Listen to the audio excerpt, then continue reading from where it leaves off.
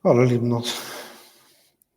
Vamos con la última sesión de su curso de Epistemología, Clasificación de las Teorías y sus implicaciones en la educación.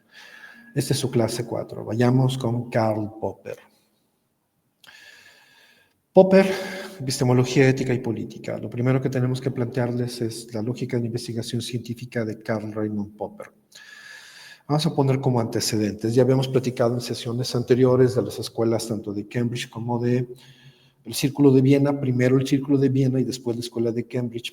Resulta ser de que son una respuesta al tránsito, a la evolución de las ciencias y al cambio de paradigma en las ciencias entre los siglos XIX y XX. Desde 1880 hasta 1920 hay una serie de cambios que son profundamente significativas para el desarrollo del conocimiento de la centuria pasada, es decir, el siglo XX, incubadas desde, reitero, 1880. En este mismo entendido, la primera gran respuesta que se establece es el Círculo de Viena, la cual busca generar modelos lógico-matemáticos con los cuales se pueda generar toda una serie de lenguajes formalizados nuevos, capaz de concentrar y ordenar la realidad que a los científicos les va explotando. Y sobre todo, el principal apuntalamiento de este proyecto es que el lenguaje ordinario se convierta en un lenguaje científico. Eso es una gran ambición y que no se logra. Este proceso de absoluta formalización del lenguaje es imposible, o al menos en ese momento fue imposible. Hemos de decir que esto es la base de los lenguajes computacionales que tenemos ahora en la inteligencia artificial. Tanto el proyecto como las fórmulas lógico-matemáticas que ellos empezaron, inauguraron todo un campo en el cual estamos empezando a ver frutos, pero el proyecto como tal truena. Es decir, no podemos, en términos todavía de lenguajes humanos ante humanos, subsumir todas las voliciones humanas y todas las condiciones de la vida cotidiana en un solo lenguaje lógico-matemático. Ahora, en este mismo entendido aparece también en Viena Karl Raimund Popper. Popper, consciente de esto y atento a todas las implicaciones y a todo el bullicio y sobre todo a todas las hermosas bondades que está produciendo el trabajo científico, el haber puesto en una encrucijada al pensamiento filosófico y a las respuestas que está otorgando el pensamiento filosófico, Popper regresa y pone en orden al pensamiento pretérito y próximo de su tiempo. Dice, bueno, lo que tenemos que hacer es más bien aprender a justificar el conocimiento. Y aquí es donde aparece su famosísima frase, afirma lo que quieras, pero justifícalo. Solo a partir de que esté justificado te acepto una argumentación científica.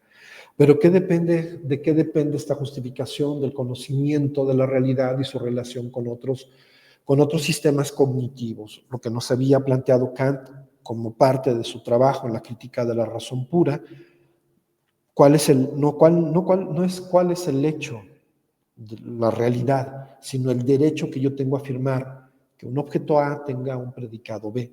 En Popper cobra sentido. Vamos a utilizar todo el conocimiento científico para formar una estructura que filtre cualquier afirmación y ahí demuestre su naturaleza científica, por lo tanto su verdad.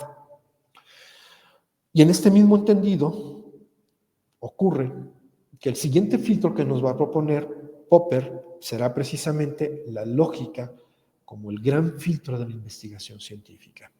Ok. Pero ¿qué clase de lógica se había fracasado en la lógica, la gran formalización lógica? Popper regresa y nos plantea. En la lógica de la investigación científica, lo que tenemos que hacer es comprender primero que el científico desconoce que su pensamiento primero es lógico y después psicológico o matemático o cualquier otro.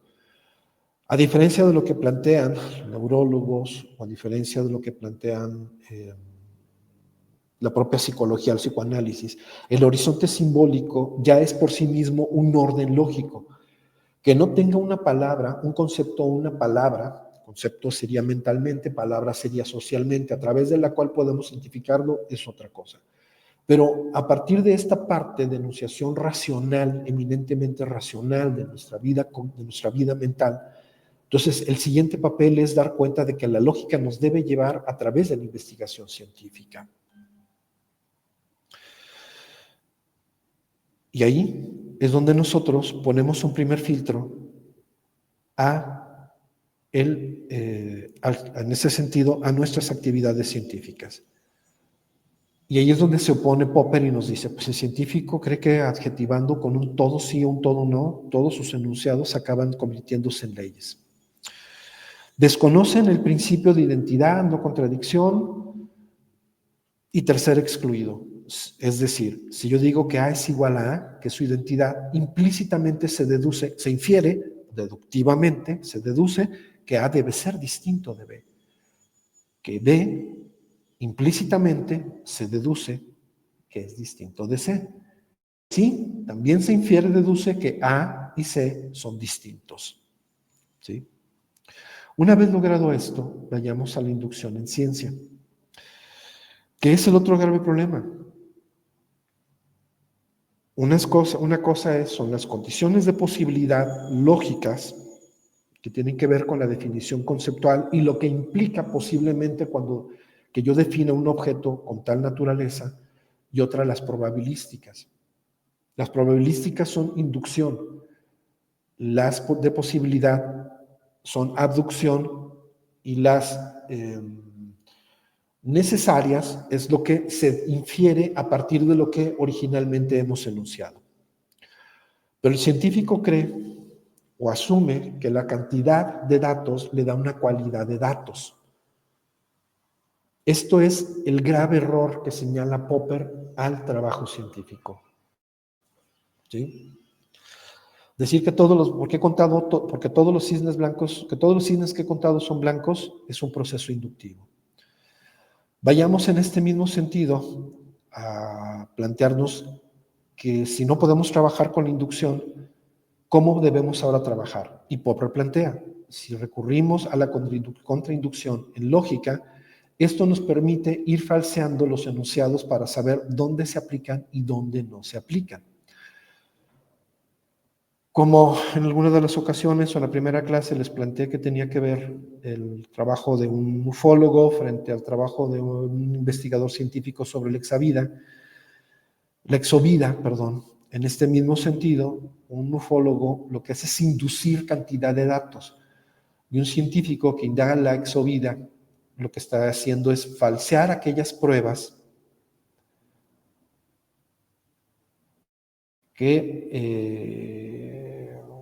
¿cómo lo planteo? Ir contrainductivamente, ir falseando las pruebas para ir descubriendo dónde sí es posible que se cumplimenten y no que se cumplan por probabilidad. Ahora, ¿sí? El siguiente punto es, tenemos que aprender a falsear. ¿Pero qué significa falsear? Falsear es descubrir dónde un enunciado es falso. Su principio es que todos los enunciados por las leyes del pensamiento lógico se clasifiquen y organizan formalmente dentro de un cuadro de oposiciones y de ellos se infiere una conclusión. Vamos al cuadro de oposiciones. La tabla lógica de verdad. Esta tabla viene desde la Edad Media. Popper lo que nos está diciendo, ya que cometimos este error de decir que hay un todo sí, implícitamente se sigue que debe haber alguno no.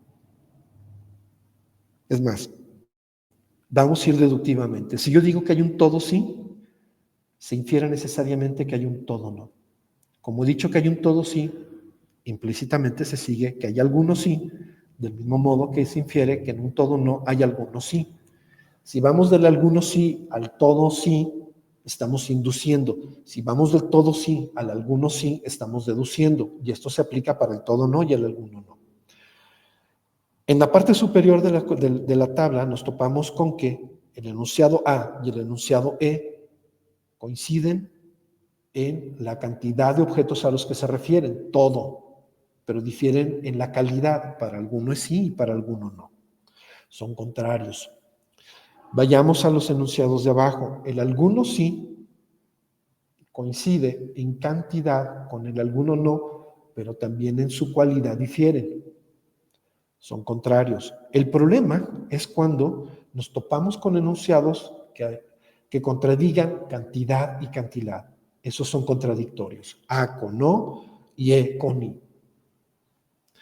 Esos son los enunciados más importantes para falsear, porque en realidad lo que hacen es reducir tanto en calidad como en cantidad al objeto al cual nosotros estamos dándole la condición de verdad.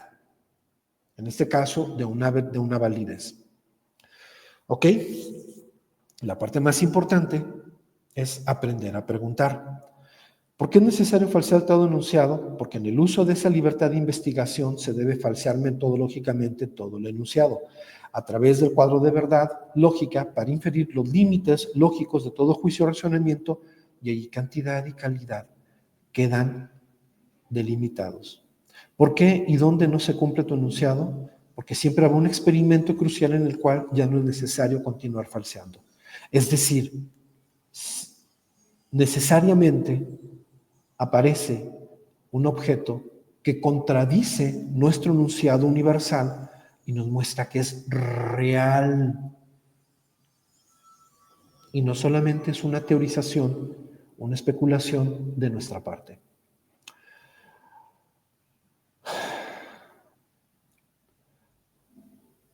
¿Ejemplos? Bueno, los cisnes blancos, los cisnes negros. Todos los cisnes son blancos en América. Hay cisnes negros, punto. Ya la cantidad, la cualidad, más bien la cantidad de cisnes que encontramos negros contradice a los cisnes blancos. Al contradecirlo, entonces, este enunciado es falso y nosotros lo reducimos.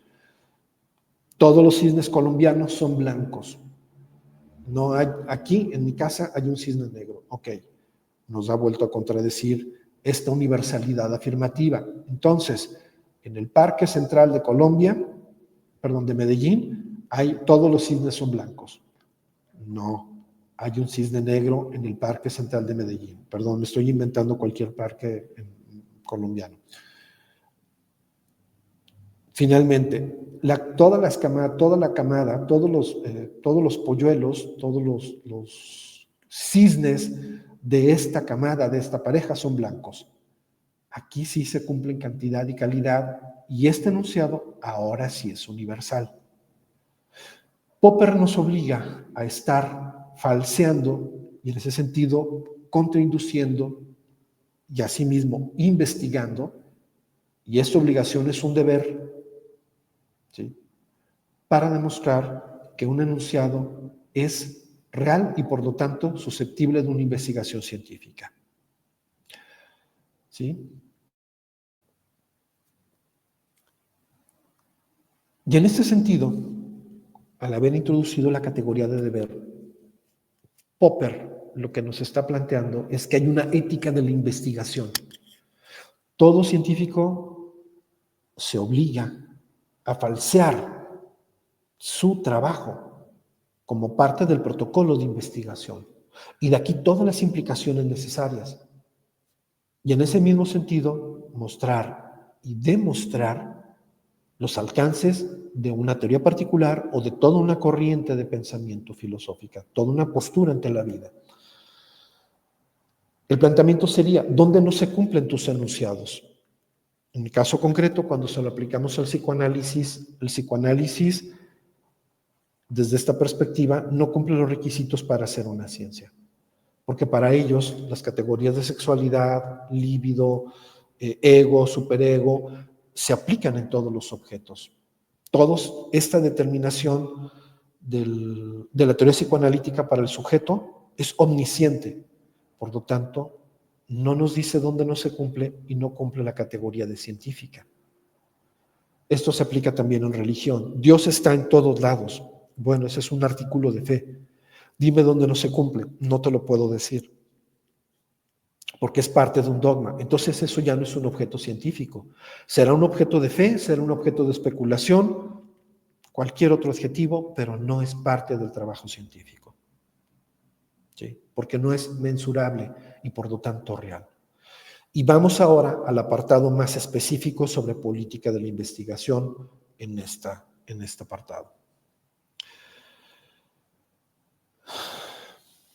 El marxismo. El marxismo, tanto como una teoría que pretende ser científica, como una corriente política que ejerce una serie de estatutos de control para que la sociedad lleve un decurso.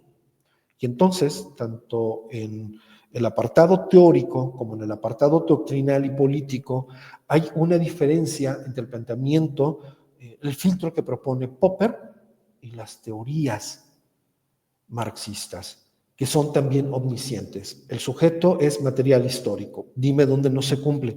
No, no se puede dar. El sujeto siempre es un sujeto cultural. Dime dónde no se cumple. No te lo puedo demostrar. Entonces tu teoría, por no tener esta probidad, por no tener estos límites, por no tener este criterio, por no tener estos criterios para indicar dónde no se cumplen sus propuestas, es falsa. La categoría que utiliza Popper es una categoría metafísica, porque rebasa los límites de la realidad, los límites físicos. ¿Sí? La investigación científica debe aceptar que todo enunciado, ya que debe someterse a un análisis lógico fabilístico. Y en este mismo entendido, esto es lo que determina su naturaleza científica. El marxismo, el psicoanálisis y la religión lo cumplen. Todos parten de principios que son dogmáticos o doctrinales.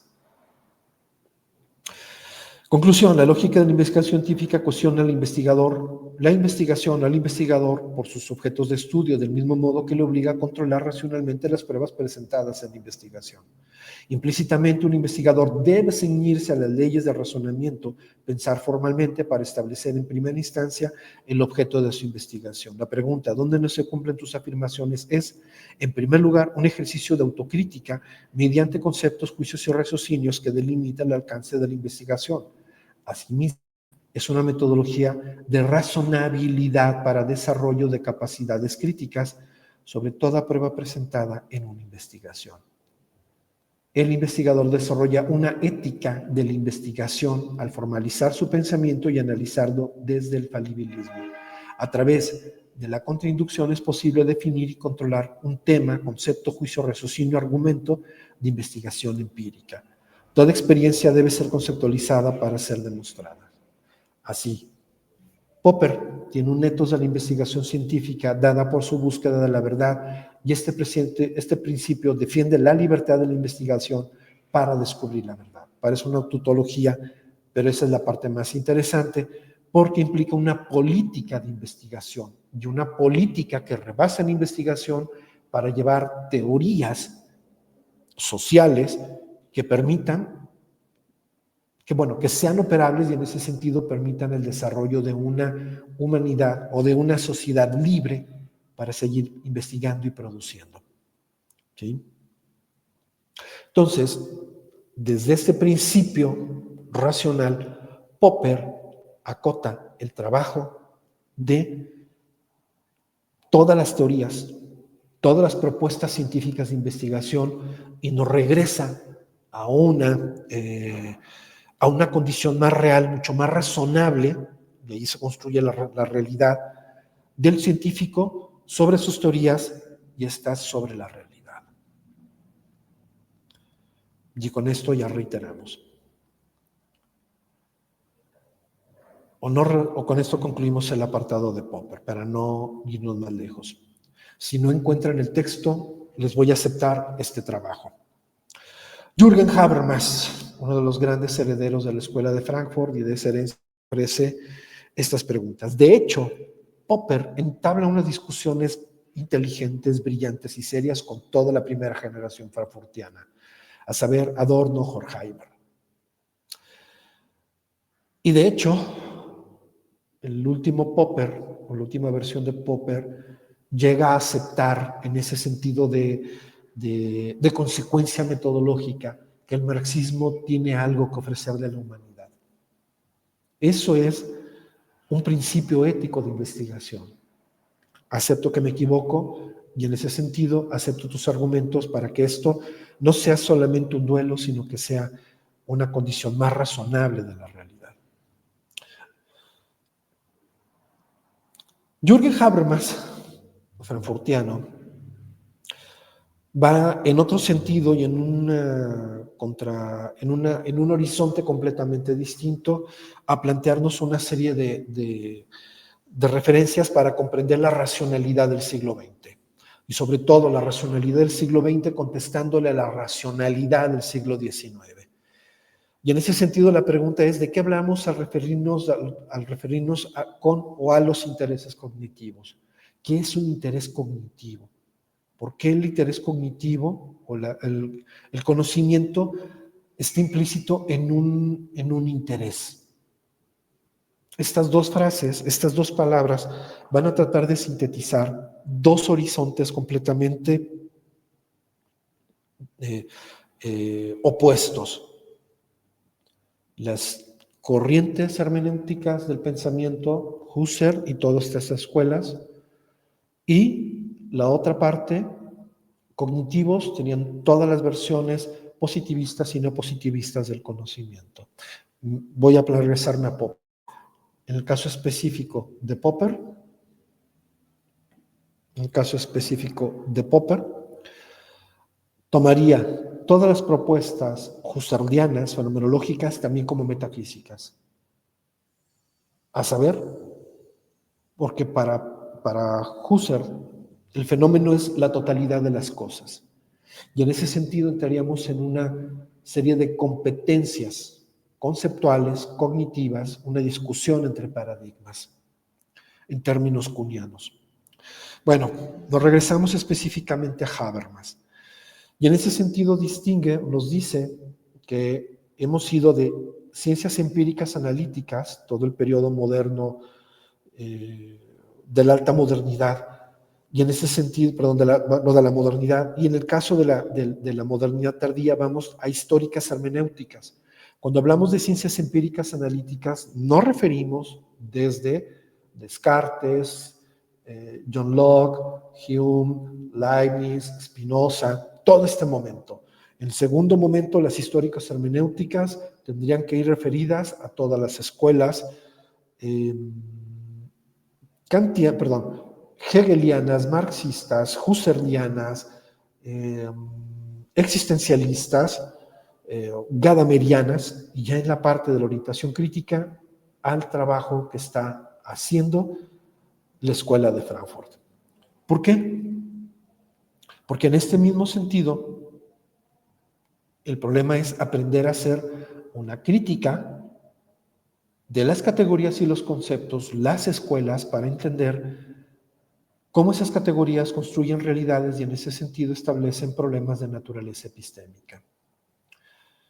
Por una parte, identifica Habermas el interés técnico, que en ese sentido es el control de la naturaleza, y segundo, la orientación general o el interés práctico, autorreflexivo y de comunicación. Pero en ese sentido la pregunta es, ¿qué es la epistemología para Habermas? Y la respuesta no se encuentra en todas las tradiciones europeas, sino en la tradición del pragmatismo norteamericano, y en específico del pragmaticismo norteamericano de Charles Sanders Peirce. Charles Sanders Peirce lo resuelve en un binomio. Siguiendo a Kant, lo resuelve en una triada: inducción, deducción, abducción. De hecho, el pensamiento de Popper, aunque no está referido en estas categorías, nos estaría planteando que la abducción sería la contrainducción. ¿Qué hacer? Lo voy a preguntar en esos términos. ¿Qué hacer cuando tengo un evento individual que contradice una teoría general? Si el camino más fácil era deducir, ¿qué pasa cuando tengo un objeto que contradice esta deducción? ¿Cuáles son las condiciones de posibilidad para que exista un cisne negro en una camada blanca? Eso es de lo que estaría hablando Charles Sanders Peirce. ¿Por qué la realidad me ofrece objetos que no coinciden, objetos particulares que no coinciden con la generalidad? O por contraparte, ¿sí? ¿Por qué en esta realidad de objetos que deberían ser clasificados generalmente, tengo objetos individuales y ya no coinciden? Recordemos que un juicio, cuando firma, también niega. Y en ese sentido, cuando firma y niega, reorienta el curso de la investigación o simplemente lo tiene que abandonar. Es un evento individual que no necesita, podría ser el caso de investigación, que no necesita más ser investigado. Pongamos un caso médico, un caso extremo rarísimo de 1 en 10 millones, que los hay, algún tipo de patología. Bueno, tiene estas características y es poco probable que se vuelva a repetir en la naturaleza. Los programas de médicos generalmente están buscando esta clase de casos para hacerlos más interesantes. Pero son solamente eso, se encuentran las condiciones patológicas y se abandonan. Pero entonces, la otra parte es regresar a la parte del control técnico cognitivo, porque esa es en realidad la que asegura un conocimiento científico. Esa es la que en el fondo, en primera instancia y en el fondo, trabaja con eventos dados en ciencia. Por lo tanto, la pregunta es, bueno, ¿cuáles son las condiciones o son condiciones para llevarlo en las clases que hemos tenido propias de la investigación científica o tienen que ver con la tradición de la hermenéutica? ¿Son cuantificables o son cualificables? ¿Es posible establecer un punto de mediación entre ellos? Charles Sanders Peirce, de hecho, se encuentra en el punto medio, aunque él técnicamente no lo sepa, porque él trabaja signos e interpretación de signos. Y en ese sentido, primero tenemos que establecer qué hace uno y qué hace otro, que el empirismo analítico son instrumentalistas con arreglo a un fin, mientras que el hermenéutico desvelan las intersubjetividades. ¿Qué es esto? Cuando sumo 2 y 2, asumo que hay un 4. Y el hermenéutico plantearía, ¿por qué cuando sumas 2 y 2 son 4? Interesante. Todos asumimos que 2 más 2 son 4 porque utilizamos un sistema que está dado históricamente en el tiempo. ¿Sí? A ver. El ejemplo sería, para un maya, en su subjetividad, 2 más 2 no son 4. ¿Pero por qué? Porque ellos su base numérica es de 12. Entonces, 2 más 2 son 4.2. 4.4. No, 2 más 2 son 4.4, sí, perdón, porque suma 12 más 12. ¿Sí? 12 más 12 más 12 más 12. Y entonces hay que hacer un proceso de interpretación de un modelo matemático a otro. Los sumerios. La base sumérica es una notación de 12 y una de 60. Por eso medimos el día en 24 horas sobre 60 minutos y sobre 60 segundos, para completar 1 hora y 1 minuto. Y por eso nos parecen disonantes. ¿Cómo es que sumo horas, minutos y segundos en 60 y el día lo mido en 12? ¿Por qué no pudo haber sido en 10 o en 100? Porque estamos respetando una tradición milenaria de medidas. Y el sistema métrico decimal lo asumimos sobre una base de 10, siguiendo a los árabes, que esos a su vez siguen a los hindús. Ahí es donde hay una hermenéutica y nos desvela las intersubjetividades. Y en el empirismo analítico nos dice 2 más 2 son 4 en aritmética, sobre una base de 10. Si me voy al álgebra, entonces 2 más 2 es igual a una X y lo asumo. Y regresamos, ¿por qué en álgebra funciona de esta manera? Lo dejo para otro momento. Es más, busquen esa intersubjetividad, respondan esa pregunta. Por lo tanto, la interpretación permite aclarar conceptos, fines, valores y razones, como quedó demostrado en el ejercicio. Y su profunda diferencia se establece en epistemología. Intereses técnico-prácticos, a mí me interesa que 2 más 2 sean 4 porque simplemente me dedico al comercio, y no en la ontología. ¿Qué es un número? ¿Cuál es la naturaleza de un número? ¿Un número es real o es un consenso? ¿Sí? Kant no logra explicar la autonomía sin contradecir. Vamos a Kant, perdón. Entonces, bajo esta premisa, vamos dando cuenta de que la modernidad truena. Y en ese sentido, pues Kant no logra rebasar la contradicción entre razón pura y práctica. Fichte resuelve el problema de determinar que la razón pura es en realidad una razón práctica, autonomía y reflexión. En otras palabras, la razón pura existe porque en el fondo tenemos toda una serie de instrumentos prácticos para que aquello exista. ¿O me explico? Tenemos números porque no es porque esté en la realidad, sino porque nosotros necesitamos que esté en la realidad para poder controlarla. Y por eso existen entes matemáticos puros, porque también nosotros nos hemos dado la tarea de indagar cuál sería este ente puro para que controle todos los demás. Un ejercicio tanto analítico como hermenéutico. ¿Sí? Hegel recupera a Fichte y a través del yo absoluto lo da en la historia. Y esto lo podríamos entender entonces en la historia que el valor, por poner un ejemplo en matemáticas, que el valor de cero lo encontramos en la India, pero no lo encontramos en los griegos, porque en la India el cero es el vacío, es el om de Buda, mientras que en los griegos el vacío era el no ser y ahí se escapaba el ser y les daba miedo el vacío, horror vacui. Es una categoría que define Aristóteles. El ser no se puede vaciar. No se puede vaciar en el no ser. Eso es Hegel. Nos estaría explicando el devenir de la historia hasta que comprendamos toda la historia. Marx al revés nos dice porque hemos trabajado las condiciones materiales de la historia. Y Habermas nos dice, Hans se equivocó en el concepto del yo trascendental. No funciona así el yo trascendental. No es omnisciente, en realidad tiene condiciones históricas, lo que es una contradicción para Kant. Hegel establece de inicio el destino de su pensamiento en el espíritu absoluto y Marx se equivoca al reducirnos a fuerzas productivas. Y lo voy a plantear en términos ahora educativos.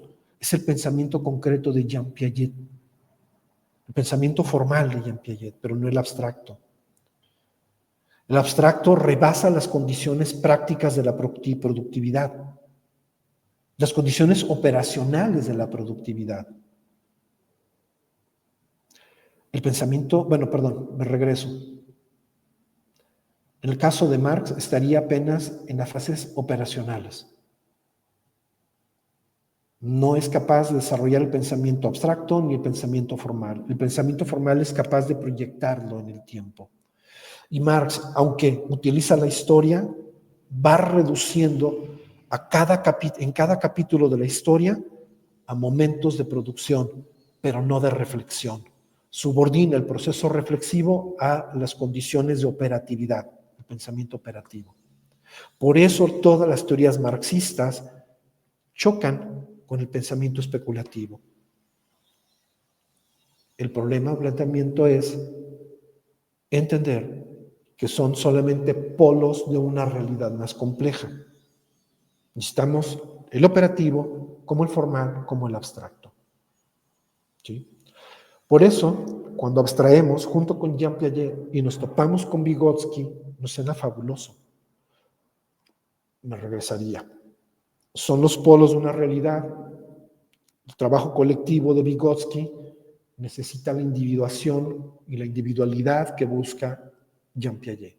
Y Jean Piaget necesita el trabajo colectivo de Vygotsky. ¿Sí? Por eso es una visión unilateral.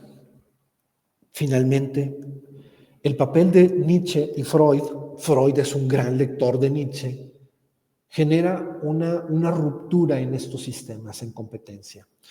Y en ese sentido, el problema es criticar a la modernidad y entender las profundas raíces modernas de la confianza en un sujeto racional, eminentemente racional, ya sea a través de una racionalidad trascendental, de una transitoriedad histórica o de una trascendentalidad, de una racionalidad material histórica. Perdón, estoy muy cansado. Ahora, en este sentido, tanto Nietzsche como Freud desde la sospecha de que la psique es realmente una máscara, es un engaño para poder sobrevivir. Entonces se plantean desentrañar cómo funciona el subconsciente y a través de ese subconsciente mostrarnos una vía de diálogo, de comunicación del sujeto con otro sujeto, el psicoanalista, para poder entonces empezar a dialogar todo lo ocurrido a lo largo de la infancia como un proceso represivo. Y a través de esa vía entonces nosotros ahora sí encontramos una salida a una modernidad vertical en lugar de entenderla como un proceso de comunicación horizontal. ¿Sí?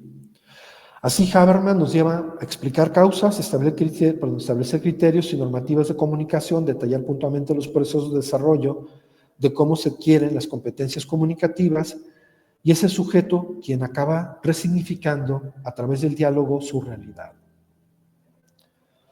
Finalmente, vayamos a este trabajo que me parece que, a riesgo de perjuiciarlos, no acaba de comprender el problema de la estructura de las revoluciones científicas de Thomas Kuhn ni los demás textos. Y lo digo en la consecuencia de que Kuhn iba a ser mi tema de investigación de licenciatura, por acaso por mangas acabé siendo una tesis sobre Nietzsche. En licenciatura, en maestría mi tesis se fue sobre Peirce. Y en el doctorado, pues hice de otro tema que no tiene que ver con esto. Pero, regresando al punto, Thomas Kuhn es un tema que domino y voy a hacer la lectura en consecuencia con lo que les plantea el autor y al final lo dejo como una nota a pie de página para que ustedes entiendan qué lee mal el autor de Thomas Kuhn. Primero, nos plantea que en eso sí tiene razón, es el primero que hace un tránsito del trabajo científico a un trabajo filosófico. En realidad son otros, pero Thomas Kuhn sí es el que con mucho más conciencia y más solidez nos dice, espérenme, no estamos hablando de un trabajo eminentemente científico, el trabajo de las comunidades, es decir, un trabajo técnico, sino que tiene implicaciones también con las áreas de humanidades. Y en ese mismo sentido tendríamos que regresar a revisar el estructuralismo, la psicología evolutiva y cognitiva de Jean Piaget, tenemos que regresar a entender las teorías historicistas, tenemos que regresar a ver qué ocurre con la Gestalt para comprender cómo es la mente del científico y cómo va trabajando el científico. Y en ese sentido, entonces, hace una enorme revolución en el trabajo filosófico-científico del siglo XX. Thomas Kuhn, sin lugar a dudas, es uno de los 3 pensadores más importantes del siglo XX, porque nos dice que en lugar de atender el hecho científico o el hecho filosófico, debemos atender la estructura del hecho científico, de la investigación científica, para comprender la revolución científica y en ese sentido también la revolución filosófica. Así, la parte más interesante es que nos deja una gran tarea por el empate del momento histórico del trabajo de Kuhn con otras corrientes filosóficas, a saber y en específico con el trabajo de la Lebenswelt husserliana. ¿Qué es la Lebenswelt? La Lebenswelt es la visión del mundo. Y en ese sentido, ambos autores empiezan a coincidir con que, específicamente Thomas Kuhn, con que no es buscar, o antes de comprender la producción científica, tenemos que comprender de dónde se origina para saber cómo se construye y hacia dónde llega. Es decir, no aparece la investigación científica de la nada, ese es uno de los grandes aportes kuhnianos, y sobre todo porque aunque está implícito en el trabajo, en los trabajos anteriores de toda la filosofía, Thomas Kuhn es el primero que toma el toro por los cuernos y nos dice, cada categoría es implícitamente una imagen del mundo, y de esa imagen del mundo se pasa a una escuela, y a esa escuela, a sus alumnos, entonces les dice cómo es el mundo desde esa categoría, y en esa categorización, entonces sí, establecemos, vemos y comprendemos cómo es la realidad. Si comprendemos el origen, entenderemos el destino y cómo cada individuo le da su modificación y algunas solamente reproducen lo que ha dicho la escuela y en otras se produce una revolución. Es un cambio en la comprensión del trabajo científico y, sobre todo, la parte más interesante es que asume que el conocimiento filosófico y el conocimiento científico deben ser entendidas como teorías que resuelven problemas. Esa es la parte más importante que le ofrece Thomas Kuhn.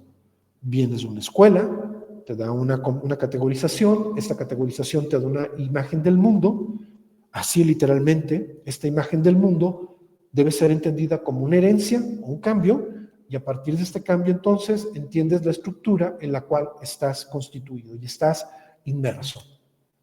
Ojo con esto, porque esto es algo que yo creo que el autor de este artículo nunca entendió en Thomas Kuhn, ¿sí? Así, entonces el problema es de tu subjetividad, tu intersubjetividad, comensurabilidad y traducibilidad de una categoría en otra. Para Kuhn es inconmensurable una imagen del mundo con otra. La Lebenswelt no coincide con la imagen del mundo, ¿sí? La Lebenswelt es una visión del mundo. Y en el caso de Thomas Kuhn es una imagen del mundo.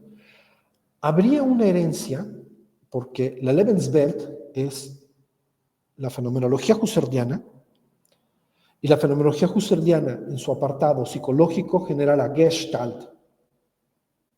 Y esta Gestalt es leída por Thomas Kuhn para distinguir fondo y forma. Y de ahí viene la imagen del mundo. Pero la Lebenswelt es una experiencia completa del sujeto sobre el mundo. Mientras que en el caso de Thomas Kuhn nos plantearía que es una simple imagen, bueno, no es una simple imagen, sí es una imagen individualizada del mundo, pero no es una visión del mundo. La visión del mundo es pasado, presente y futuro, todo organizado y articulado, de tal manera que es sensible y afectivamente profunda para el sujeto. Y en el caso de Thomas Kuhn, se entiende como lúdica, no, ni siquiera sería lúdica, sino pragmáticamente determinante en el sujeto. Sin esa carga afectiva, sino solamente con esa carga racional, porque al final de cuentas es lo que permite al establecer el control racional del sujeto. Es decir, por poner un ejemplo, la experiencia educativa de Descartes en la Flesch, en la Lebenswelt, es una totalidad.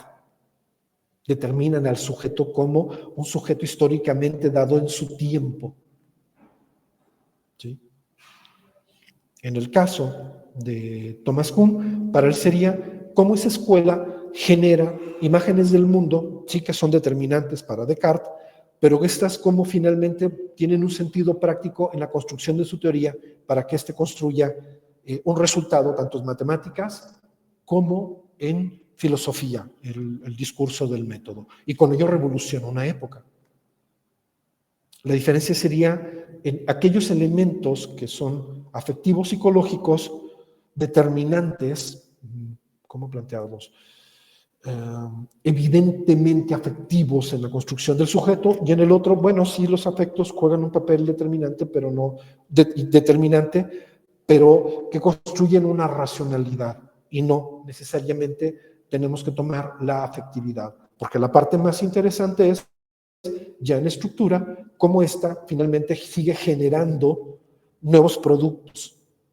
¿Sí? Es decir, sería una disposición más práctica sobre el sujeto. Regresamos otra vez, una especialización y una concepción del mundo como una categoría cerrada. Sí, Descartes tiene una categoría cerrada, pero esta especialización nos va a permitir generar nuevos objetos. Es una visión hacia el futuro. En el caso de Kuhn. Y en el caso de Husserl, sería una comprensión del tiempo presente del sujeto. Y eso ya los vuelve incompatibles. Y eso serían dos, sería el paradigma, porque es eminentemente pedagógico, científico, y en el otro sería hermenéutico, vital, existencial, y desde allí cada categoría conforma dos experiencias completamente distintas. El problema es, ¿son compatibles? Porque si se fijan, pareciera ser que se tocan. Ok. Así lo primero que hay es que no hay lugar para una investigación de acuerdo a los hechos, eso significa la palabra doc, en ciencias, y eso a su vez significa que no se puede poner los hechos por encima de la teoría. Es decir, cada teoría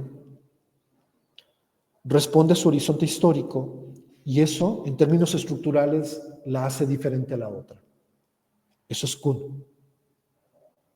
Y Husserl plantearía, la hermenéutica me indica que esta categoría es compatible con esta otra categoría. ¿Sí? Lo segundo es que el significado de investigación y racionalidad científica para Kuhn depende de la solución de un problema, resultado y elección entre teorías más económicas, mientras que en el caso de Husserl, de la interpretación y del diálogo de los científicos y sus comunidades, se sigue un posible consenso. Así, en el primer caso no queda explicado el proceso de elección, caso concreto de Kuhn, de una teoría entre varias. Ese es un problema que plantea en un primer momento Kuhn, que nos plantea, que nos deja como herencia. ¿Cómo le vamos a hacer Kuhn para elegir? Y la elección aparece irracional o doctrinal, porque me lo ha dicho siempre la escuela, llego a esta conclusión, o exactamente no sé, pero tengo que, digamos, ¿qué es lo que dice el manual de mi escuela, de mi paradigma? Mientras que en el otro caso es un proceso ecuménico, en donde los hermeneutas se sientan para establecer cuál es el límite posible de una hermenéutica, y en esa hermenéutica entonces ahora sí poder hacer una construcción de una teoría. Es un ideal de trabajo frente, ante y frente, una praxis de trabajo. MacIntyre. Alasdair MacIntyre plantea que se debe comprender el papel de narrativas para mantener la consecuencia entre lo que el sujeto cree que es y la realidad que tiene. Y en este mismo entendido, cuando hay una ruptura, ¿sí? Déjenme llegar nada más a la conclusión. Denme un segundo. Ok, el planteamiento sería lo que se va a hacer es seguir recurriendo a narrativas hasta que haya una narrativa la cual puede explicar la consecuencia entre lo que hay en la mente del sujeto, es decir, una teorización y su experiencia sensible para que sea consecuente. Esto es muy cercano a Thomas Kuhn, pero también hemos de decir, denme un segundo para comentar esto, pero también hemos de decir que su enorme diferencia tendría que ver en el papel que le está asignando al lenguaje. Esta palabra de narrativas. Para Kuhn, las palabras son una estructura en la cual se contiene una imagen del mundo.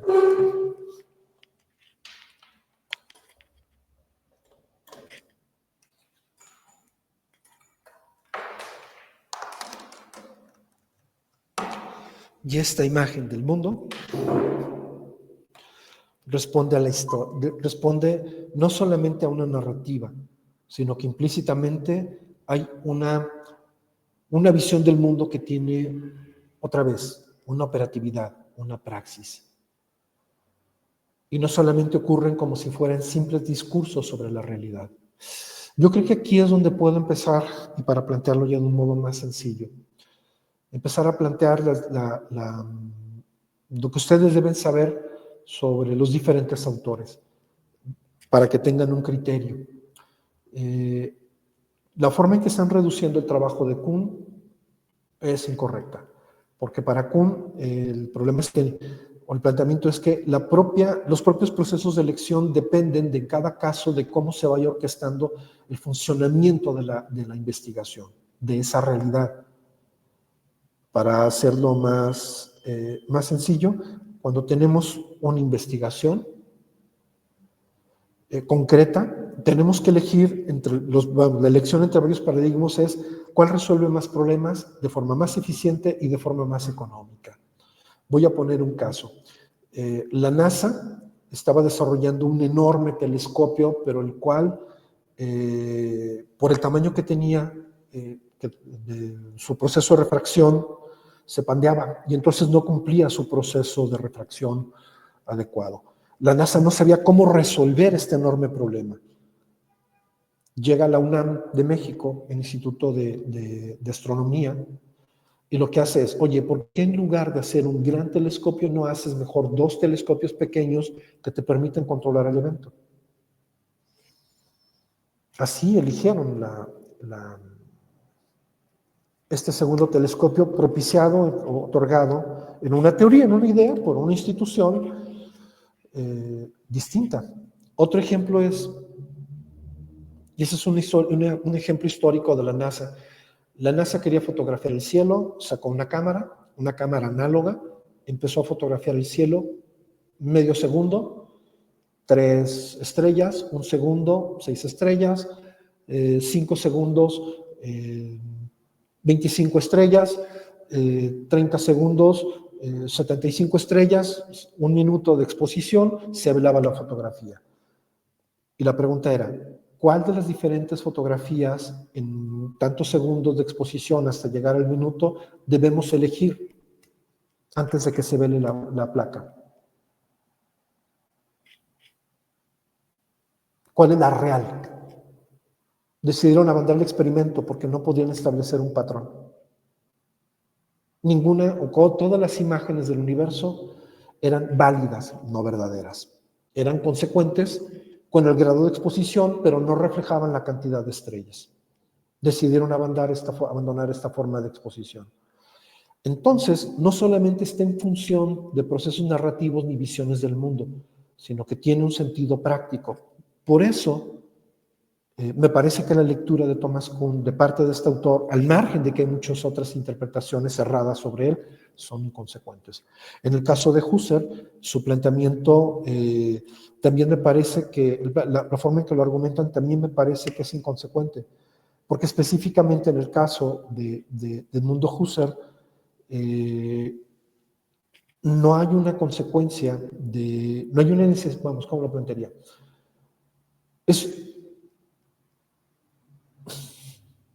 Está mal planteado en el acercamiento sobre Edmund Husserl y está mal planteado a partir de que lo que le importa a Edmund Husserl es la forma en que los fenómenos se van dando y da condiciones ontológicas. Y su concepto de ciencia estaría en función de eso.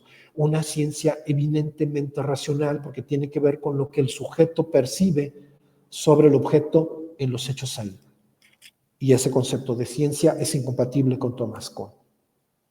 Para Thomas Kuhn, la ciencia es lo que una escuela nos ha dado, no que los hechos muestren a un sujeto en esta condición fenomenológica.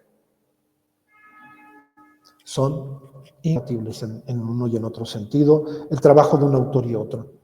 Y en el caso de investigación científica, esta compatibilidad o esta incompatibilidad, cuando se muestra de inicio, genera más bien problemas en todo el resto del corpus argumentativo. ¿Sí? Finalmente,